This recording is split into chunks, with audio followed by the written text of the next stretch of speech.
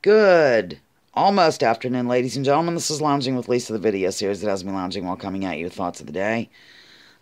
Since you haven't seen my delightful face today, I thought I would show it so you can keep an eye on the whole fever blister situation. Not really, I just remembered a story that took place. The video I not just did, but I did earlier about, boy, I need some coffee. Hold on. Here I am again. The one where I read the column. Now, I've told this story recently. I don't know how recent it's been, really, but it's kind of an interesting, cute story to me, anyway. And it has to do with that column and how it brought me together with a tremendous woman. She ended up to be a very good friend. She was older. Look, I moved some things here, ladies and gentlemen, because, you know, whenever I moved that thing, I was even able to put up that picture. It's not the greatest, you know, I realize, but I can't really move these because it shows how much it needs painted. We used to smoke freely in here, need I say more? We don't do that anymore, as many of you know, because I smoke out the window or outside. Okay, the little column that I read this morning, the 10 Commandments of Proper Restaurant Etiquette or Behavior. Okay, I wrote that in the summertime. I've been over this in '07. I'm just going to say '07 because I'm almost positive it was '07. And the weird thing is, I still am friendly with the gentleman who used to be a columnist at the Pittsburgh Post-Gazette. He's actually a syndicated columnist. His name is Reg Henry, which brings me to something very funny about Mother. I will not tell that right now, though. I don't want to go all over the map too much. We ended up to be friendly because I would email him and tell him how much I appreciated his columns. He's really very good. If you get a chance, Reg Henry, that's R-E-G Henry. Originally an Aussie, I think, either that or, yeah, he's Australian. And he's funny. He's a funny columnist, and he talks, you know, political things or whatever, and gets his point across in a humorous way. So we became pen pals. You know, I would write to him and say, oh, you know, I loved your column in this particular paper, because he was in the Meadville Tribune as well, due to the fact that he was syndicated. So life went on, and to cut the story way down, ladies and gentlemen, he was working on a way to get me into the Post-Gazette from time to time, and that was the column that made it in, as did the one after it.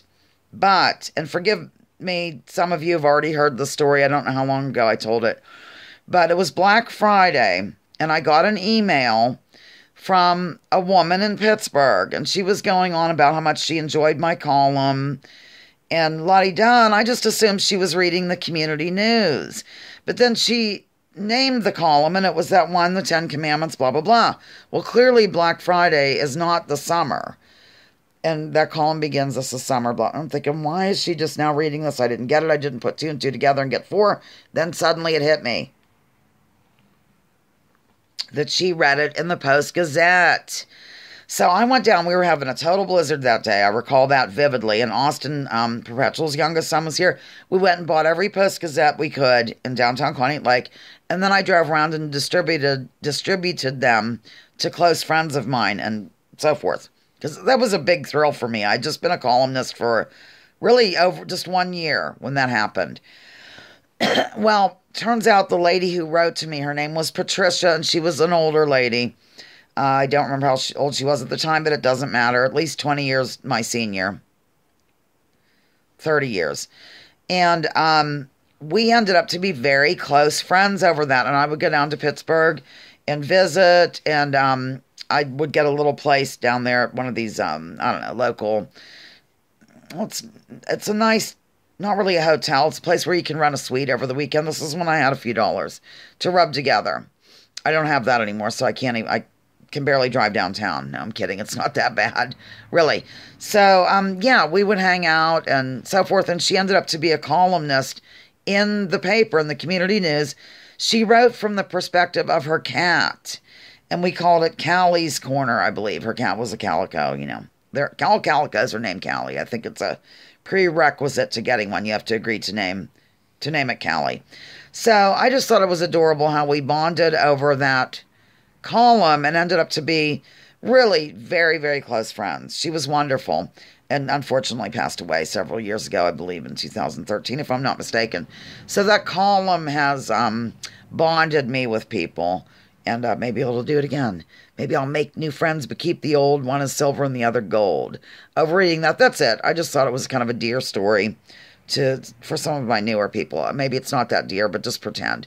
Lounging with Lisa, the video series that has me lounging while coming at you with thoughts of the day.